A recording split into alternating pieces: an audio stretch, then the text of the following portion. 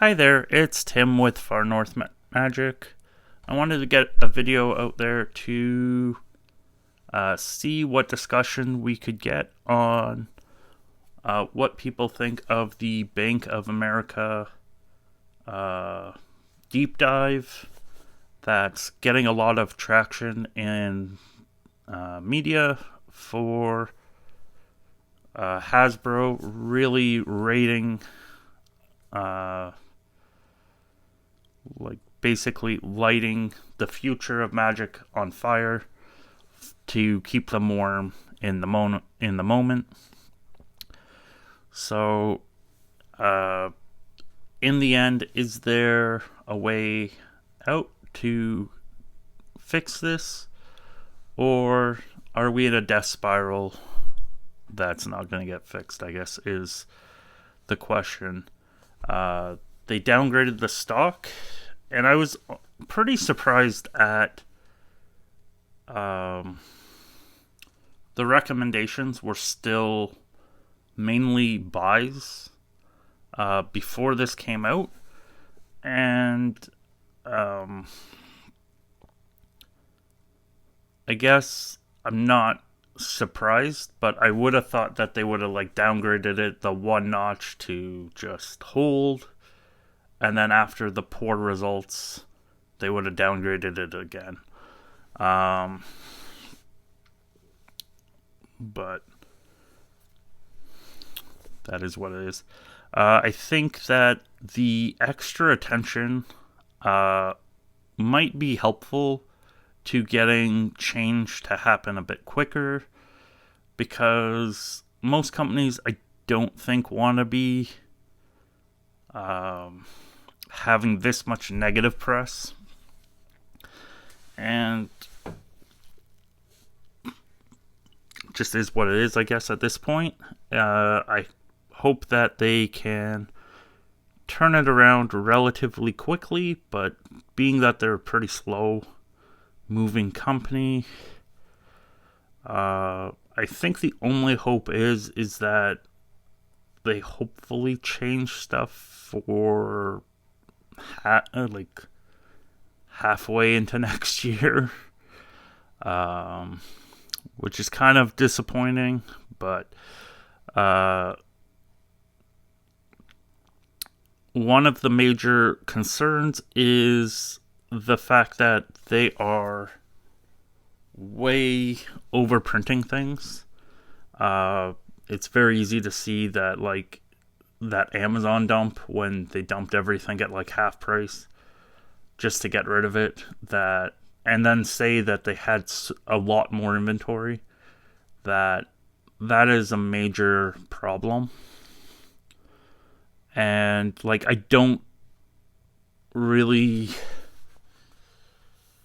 know how they're going to fix that in the short term. Even Brothers War could be in for some major turbulence. So they are looking at the fact that the cards are overprinted, and it's also the fact that there's just too many product lines. And I think that's part of the problem of they're cannibalizing into each other. When people buy a product and then it hasn't even released and you're trying to hype up the next product, it just doesn't work. Hasbro overproducing cards to prop up recent results, but I think that's not just a super recent thing. I really think that that's from a continuation of 2018, when Toys R Us went under in the States. I really think that's when they started to really push on Magic for extra money that they need to find, because I find that I just don't know where, when was the last Transformers movie that I was super excited to see? it's been quite a while, and I haven't bought any toys in a long time. So, like, I think that's kind of the problem. They've made Wizards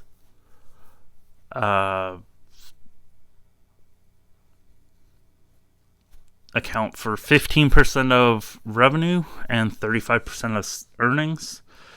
So there is a pretty good profit margin compared to some of the other categories in Hasbro.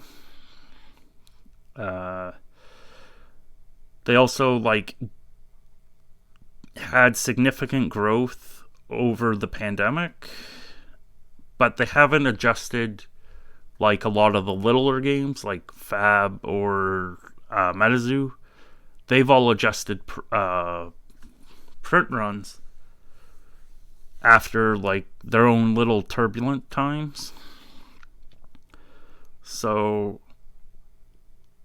I think that Magic is really going to have to like put out some, not that the products right now have been bad, it's just they're going to have to like put out the products so that they're like stable, that people want to buy them, that they're not going to want to be like, I'm not going to buy this until Amazon puts it on sale for half off. This is a good chart of all the different releases, and like you can see it like varied each year, but most years up till 2009 there was under 10. And then I find it interesting at like 2009 they might have needed to juice numbers. They added, like, I don't know if that's a thing. Like, whenever there's a little bit of a market downturn, they've kind of got some extra stuff they can juice out.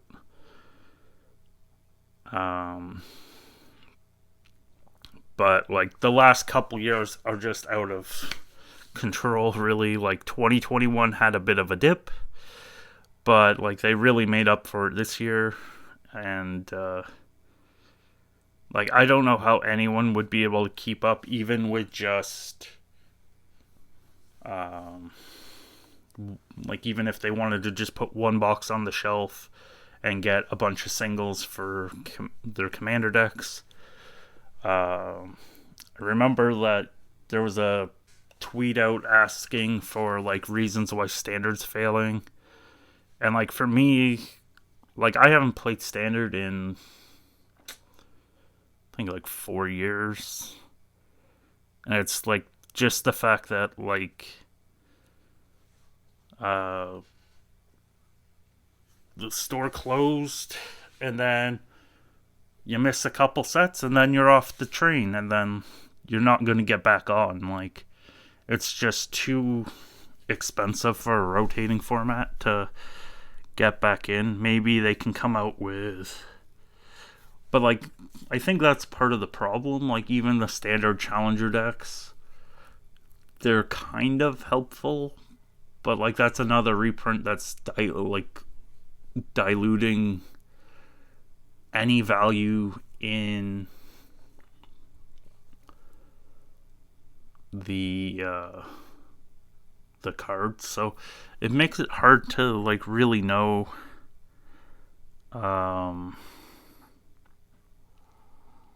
what would get a person back in if they have a place to play even.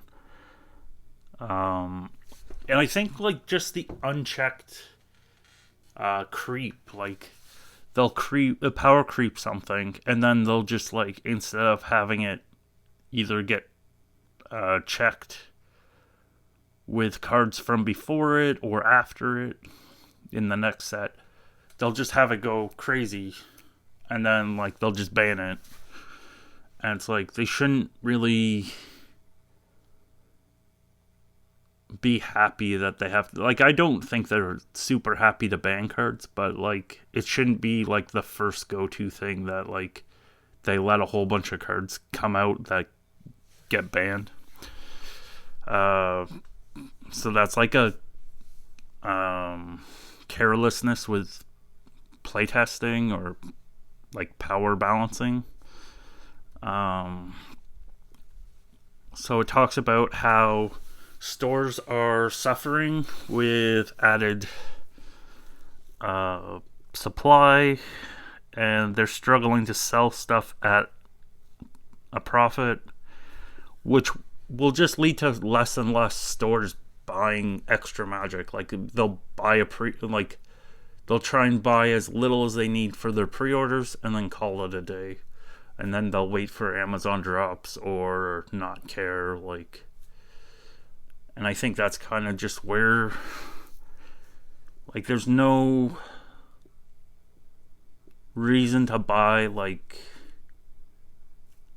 as a store even, probably to buy a case or two extra and hold on to it, because you don't know if the products are going to go up. Like, you might end up keeping a case of something that's like Return to Ravnica that goes up nothing for the amount of time that you're holding it. And I think that's like part of a thing that's going to be interesting is if everyone stops buying sealed, it's going to lead to like single prices being pretty distorted, because like stores aren't going to necessarily flush all the singles, even though they'd be a bit lower otherwise. And I think it's just going to be kind of weird for the next little bit. And I think like it's also the fact that like even if stores like just made a few dollars on Magic, like a very low margin on a box or some packs, it was at least a decent traffic driver. And I think that the way things are, it's losing that allure. Well, not allure, but it's losing that spot in the in a store. Like, I think like I've seen some stores that just do they'll open a couple boxes and then they'll just do buy lists to try and get the rest of their singles, or just not even care and do nothing. Like another thing that they look at is the anniversary, the 30th anniversary, which I think was a big failure of what they could do with it. Like, I think that like it's way too pricey, and that's pissed off all the people that want cards to be very cheap, and it's pissed off the reserve list people, investors, because they are given the impression that like there was the spirit of the reserve list and all this stuff, and you're not gonna reprint stuff like this. And like that's shaken a lot of consumer confidence in a lot of older cards, when you've also got a down market, you got crypto in the dumpster, you got people potentially losing their jobs with the recession coming. So you're going to have like pressure on cards that went up anyways. So like dual lands, they might suffer more than they would normally, because people are going to be like, okay, I can sell my dual land to pay off my car loan for the month, or my hydro bill or something. Like, it's and I think it's also part of the thing where like a lot of the rest of the collection is not worth a whole lot. So like you might have to sell something that you really don't want to sell as the thing that you could sell. So I think this like anniversary 30 for like the convention, they should have skipped giving it to the Black Lotus VIPs, and I think they should have done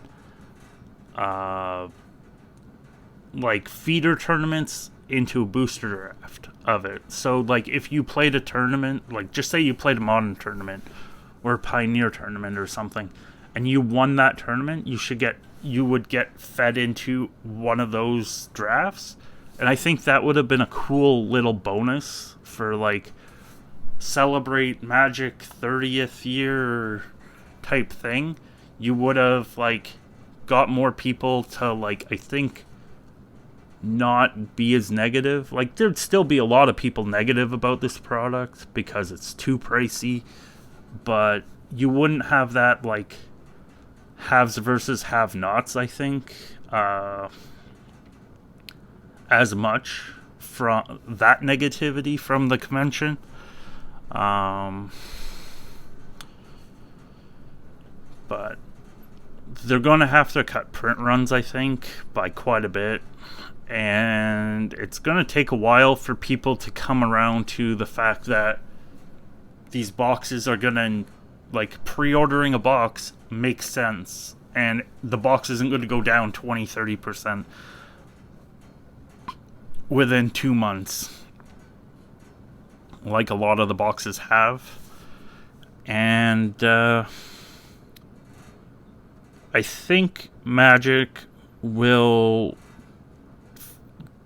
turn it around, but it depends on how slow. Like, if they can get it turned around beginning next quarter, like with Dominaria Remastered, and then, like, the middle of the year for the standard set, maybe not for Exiles 1, but, like, they got so many sets jam-packed in the first, like, half of the year. I think there's going to be a struggle with and paying for the next half of the year. Like, and I think that it's going to be pretty bad. But I think with all this extra attention on it, that they might actually take it more seriously, hopefully.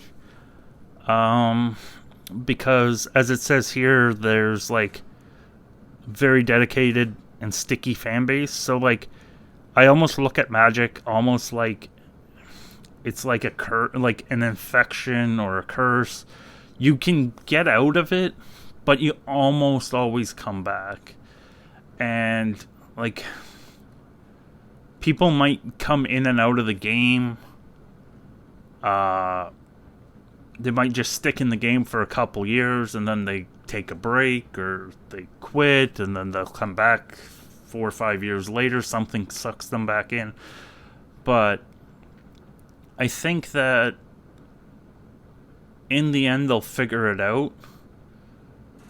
But I think they're going to have to do things that they're not necessarily going to want to do. And I think that it's going to be pretty rough 6 or 9 more months, but we'll just have to see how it goes. And what do you think about the turmoil in the Magic community? Do you think that Hasbro is going to be a target of a buyout?